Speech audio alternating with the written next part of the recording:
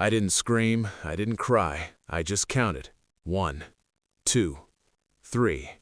The clock on the wall ticked louder than the betrayal in front of me. They didn't hear me enter, not yet. The dim light of the bedside lamp caught the curve of her shoulder, the angle of his hand. They were certain, so certain, that their secret was safe, that I would never know. I watched, I measured, I waited. 4, 5. I didn't move, I didn't breathe more than necessary. My pulse was a metronome of control. Inside, a storm raged, dark and slow.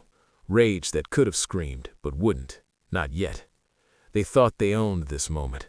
They thought I was just another shadow in their careless, intimate world. I started the countdown because it amused me.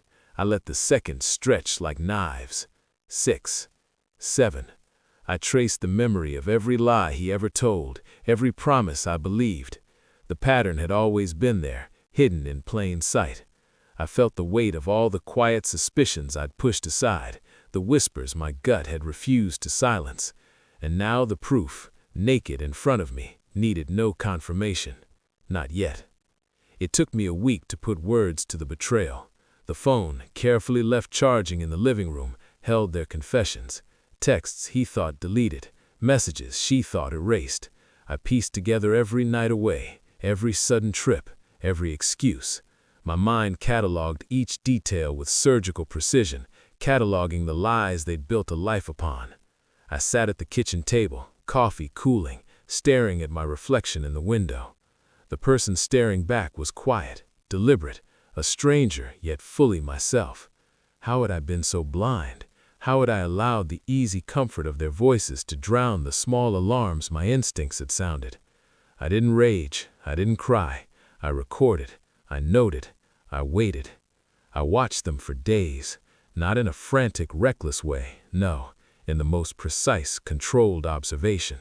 I knew when he left, when she lingered by the sink, the subtle way she avoided my gaze. I found the hidden phone under her pillow.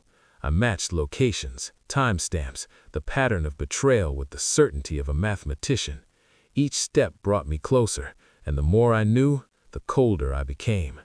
I met him at work. He smiled, unaware, carrying the confidence of a man who believed the worst was behind him. I didn't speak. I didn't betray my knowledge. I merely nodded, smiled, and noted the tremor in his hand as he shook mine. I could have screamed.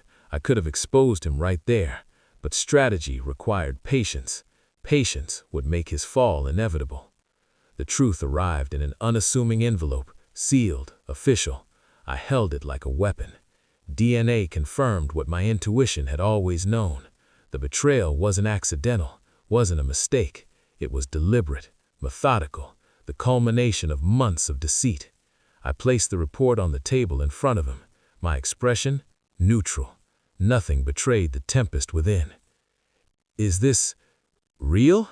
His voice cracked. I let the silence answer. His breath hitched. Sweat prickled along his temples. He had expected denial, confrontation, tears. He got none. I had never needed to act. I had simply let the evidence speak. "You destroyed me," he shouted later as the police cuffed him. His voice carried anger, fear, disbelief. I didn't flinch. I didn't correct him. He had done this to himself. My role was only acceleration, timing, and clarity. I had merely pressed play on the inevitable. The confrontation was over before it began. I watched her weep, not for me, not for the life we'd built, but for herself. She realized the control had slipped through her fingers, the illusion shattered. I offered no comfort, no empathy, only the quiet satisfaction of precise justice. I walked away, calm, controlled, detached. I left the room knowing that my presence had already restructured their lives. No screaming, no chaos, just inevitability. I stepped outside into the cold night.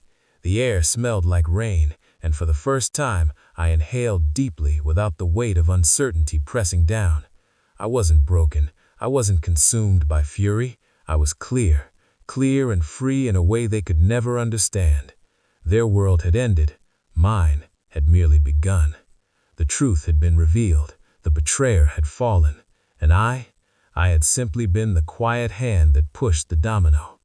I closed the door behind me, and for the first time in months, silence was enough.